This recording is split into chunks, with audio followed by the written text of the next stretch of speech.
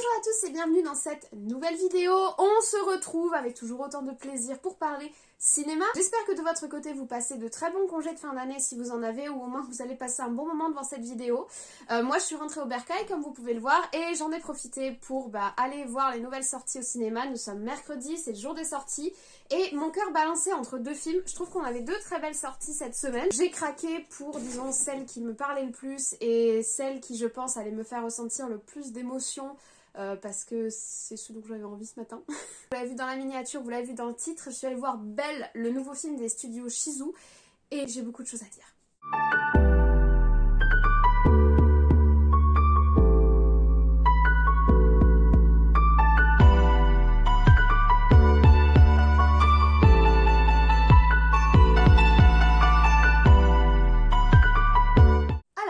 De quoi parlons-nous? C'est un film, donc je vous l'ai dit, des studios Shizou. C'est un film qui est sorti le 16 juillet 2021 au Japon et qui est donc sorti le 29 décembre 2021 en Europe et aux États-Unis également, je crois. Donc il arrive avec 6 mois de retard. Il a déjà un petit peu fait sa place et fait son nom au Japon et donc sur les réseaux. Il nous arrive un peu tard chez nous. Personnellement, je n'avais pas pris la peine de le voir. Je savais qu'il sortirait dans les salles en France, donc j'ai pas cherché à le voir de façon frauduleuse sur les réseaux, mais il m'avait intriguée. Il avait fait du bruit quand il était sorti, donc voilà, c'était un film dont j'avais déjà de bons échos. J'y allais un petit peu... je savais que j'allais en terrain conquis, clairement. En plus, c'est un film de Mamoru Hosoda, qui est donc le réalisateur du Garçon et la Bête, qui est un de mes grands classiques, un film que j'adore, un énorme coup de cœur, je pleure à chaque fois, toutes les larmes de mon corps, j'adore cette histoire. Et c'est également le réalisateur de Summer Wars, qui est également un film absolument incroyable. Enfin, on est vraiment sur des productions. Les studios Shizou qui ont produit Belle, c'est ces studios qu'il a créé. Donc on est vraiment allé en terrain conquis, je savais déjà que j'allais voir quelque chose qui allait être super. Et j'étais très enthousiaste. Mais du coup, j'avais de grosses attentes. Après, je me suis pas du tout renseignée sur l'histoire. J'avais vu quelques visuels, mais je m'étais pas du tout renseignée sur l'histoire, donc ça a été une vraie découverte.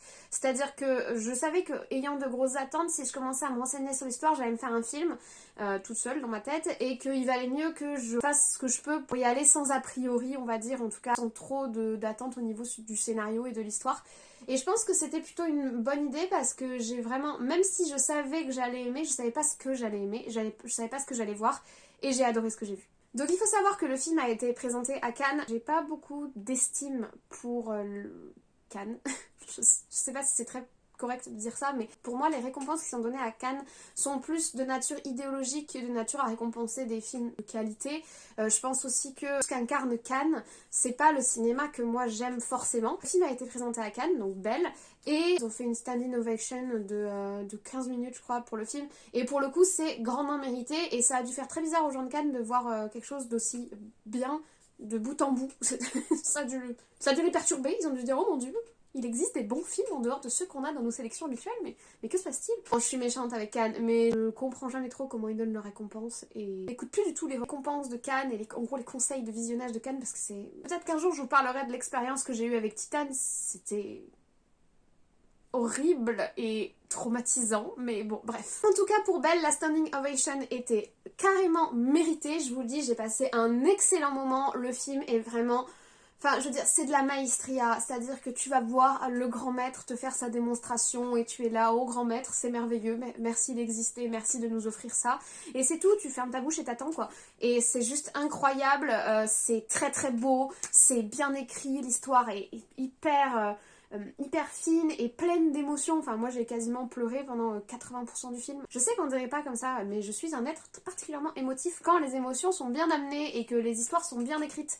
Ce qui fait que oui, je pleure pas devant tout. J'ai la larme exigeante, mais j'ai la larme facile mais exigeante. Je sais pas si c'est très clair. Et vraiment, j'ai adoré mon visionnage. Alors le film dure 2h01, très précis. On voit pas passer le temps. Honnêtement, t'as pas du tout le temps de t'ennuyer. Même s'il y a des moments beaucoup plus lents, je veux dire, c'est pas un rythme effréné, etc. Il y a des moments beaucoup plus lents, mais c'est extrêmement bien rythmé, c'est bien réparti, c'est bien apporté. Il y a quelques bons sentiments, on va dire, quelques facilités un petit peu TGCM de l'émotion, mais ça fait pas de mal non plus d'aller voir un film plein de bons sentiments. Au moins, faut pas trop se poser de questions, mais c'est quelque chose qui arrive très souvent dans le cinéma et je pense que il faut savoir le tolérer au moins minimum. Là, c'est pas exagéré, c'est pas trop, c'est juste ce qu'il faut pour aller jusqu'au bout de l'émotion, aller jusqu'au bout de l'histoire qui est racontée, même si ça fait pas forcément ultra sens dans une réelle réalité. Pour un esprit ultra cartésien comme le mien, il y a des moments, c'est vrai, mais c'est très souvent dans les films où mon esprit cartésien décroche un peu en se disant non. Ah, c'était mon esprit émotif qui a répondu en disant chut, tais-toi, pleure. Non, franchement, le film, et puis alors qu'est-ce que c'est beau, mais qu'est-ce que c'est beau. Au niveau de l'histoire, un petit peu une réécriture de La Belle et la Bête version monde parallèle virtuel, saupoudré de comment faire son deuil, saupoudré de réalité de vie, tranche de vie. Vraiment, c'est un joli mélange assez fin. On suit Suzu, qui est une jeune fille, somme toute hyper banale, on va dire, qui vit dans la campagne japonaise, qui va au lycée, qui a perdu sa maman un peu plus jeune et qui a du mal à dépasser cet événement et qui est plutôt repliée sur elle-même. Qui a une vie lycéenne, c'est-à-dire elle a des petites amourettes, il y a des histoires entre copines, des machins, des trucs. Meilleur ami, en gros, Hiro lui partage un jour un lien pour une application qui permet de mener à un monde virtuel qui est le monde virtuel le plus abouti de l'internet de ce monde, si vous voulez, et où on est projeté sensoriellement grâce à un scan de nos émotions et en gros on nous projette des ressentis. C'est pas particulièrement expliqué, mais c'est pas nécessaire de l'expliquer, mais on est projeté dans ce monde virtuel et en fait le monde, enfin l'application nous scanne et nous projette une image de nous qui est unique et qu'on ne peut pas choisir. Et elle, l'image qui va être projetée, c'est une image d'une jeune fille magnifique, relativement sûre d'elle, et grâce à cette image qu'elle va projeter dans ce monde, elle va trouver le courage d'aller jusqu'au bout de son rêve, jusqu'au bout de son talent, qui est qu'elle est une incroyable chanteuse. Et elle va être reconnue par tous dans ce monde virtuel comme une incroyable chanteuse. Elle est magnifique, elle transpire la confiance en elle, elle chante incroyablement bien, les musiques sont incroyables. Par contre, n'allez pas le voir en VF, c'est Louane qui double. J'ai rien contre Louane, mais vous passeriez à côté des musiques en version originale japonaise qui sont incroyables. Je suis allée écouter les versions françaises. Je suis désolée, c'est pas pareil quoi, c'est pas du tout pareil. Donc allez voir le film en VO. Mais donc, aidée de son amie, elle va essayer de profiter de cette petite notoriété et dans cet univers virtuel, elle va rencontrer, elle va croiser le chemin d'un autre, du coup, player, en gros, d'un autre individu virtuel, qui lui est celui qu'on appelle la bête, et qui est ultra violent et qui est chassé par les autres utilisateurs parce qu'il leur fait peur et que personne ne le comprend, qu'il est très mystérieux. Et en fait, elle va tisser une relation très complexe et très intéressante avec cette bête. C'est vraiment la belle et la bête du monde virtuel.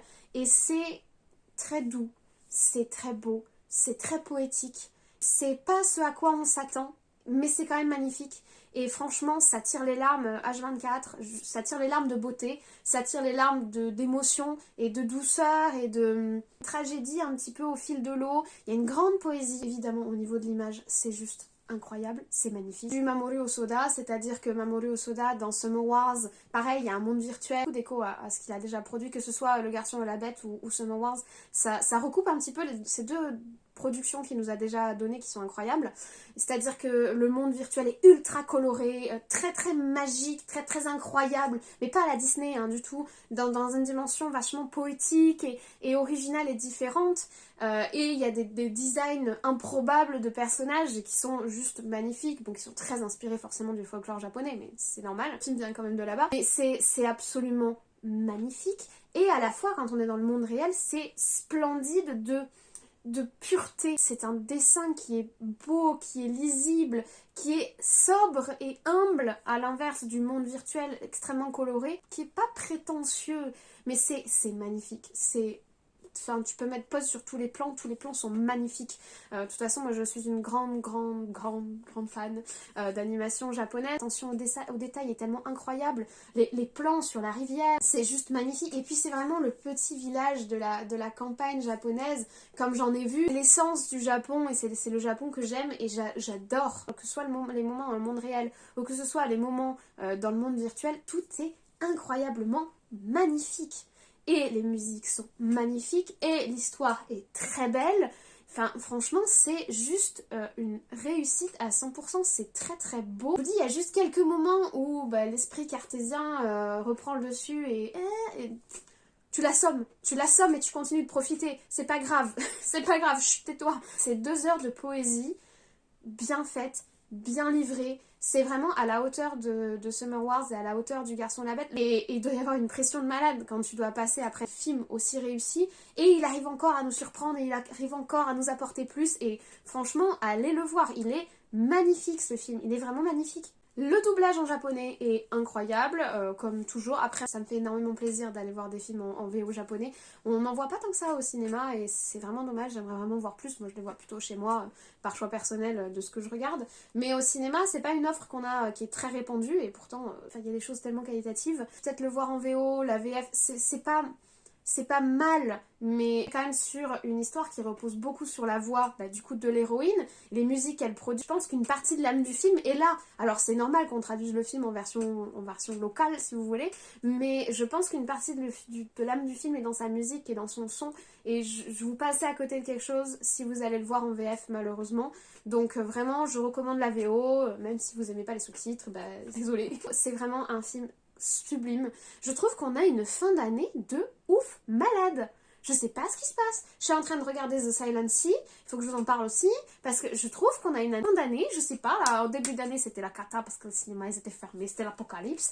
En septembre, machin, bon, on a tenté quelques trucs. Il y a Marvel qui a commencé à sortir des trucs, mais bon, c'était pas ouf. Et là, on a un mois de décembre de malade mental. Je sais pas ce qui se passe. Si on est comme ça pour l'année 2022, mais ça va être la folie. Il faut rester sur le même level, quoi. Mais vraiment, un film magnifique. Je vous recommande vraiment d'aller le voir. Là, mon avis est plutôt court pour une fois. J'ai pas tant de documents que ça à vous fournir, honnêtement. À part, c'est très beau, c'est magnifique. J'ai pleuré pendant tout le film. Allez le voir, c'est une réussite, c'est un succès. C'est à la hauteur des 2 précédents films du réal. Voilà, j'ai pas grand chose à dire de plus. C'est une très belle pépite de fin d'année. Je pense du coup que j'irai voir d'ici la fin de semaine également l'autre sortie de ce mercredi qui est Kingsman. Je souhaite également vous parler d'une série que j'ai terminée sur Disney+. Je souhaite également vous parler de Silent Sea sur Netflix que je suis en train d'aller voir. Donc vraiment, j'ai une fin d'année en rush. Mais voilà, je suis ravie de vous avoir donné mon avis sur Belle parce que vraiment que les gens ne passent pas à côté de ce film qui est super. Rien que de voir les horaires qui sont proposés au cinéma pour ce film, on sent qu'il est déjà mis au placard et je trouve ça absolument triste. Il y a certains films comme ça qui ont des horaires un peu improbables et qui sont proposés que en VO par exemple dans les cinémas et à côté desquels les gens passent alors que c'est des films magnifiques. Donc vraiment, vraiment, vraiment, je vous le recommande à 100%. C'est encore un coup de cœur, encore un film qui va bouleverser mon top 10 alors qu'on est à 3 jours de la fin d'année, ça ne va pas du tout. Ça ne sert à rien de faire cette voix en avance là, mon top 10 de l'année la semaine dernière et puis depuis, il y a tout qui a changé. Enfin bon, moi je suis toujours aussi ravie de vous faire ces vidéos, j'espère que vous passerez, déjà que vous allez passer un bon visionnage, que vous passerez une bonne journée, une bonne semaine, de bonnes fêtes de fin d'année et un bon réveillon si vous avez la chance de pouvoir le fêter et de pas travailler ce jour-là. Petite blague de daron, on se dit à l'année prochaine, voilà, et surtout à très très vite.